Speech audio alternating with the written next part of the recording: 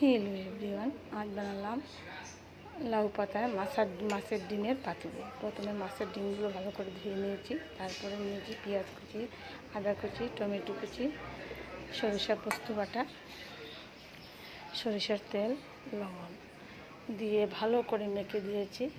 হলুদের গুঁড়া, লঙ্কার গুঁড়া নিয়েছি আর পোস্ত বাটা নিয়ে ভালো করে মেখে নিলাম। মেখে নিয়ে ওই পাতার মধ্যে দিয়ে আর কড়াইতে বসিয়ে দেব।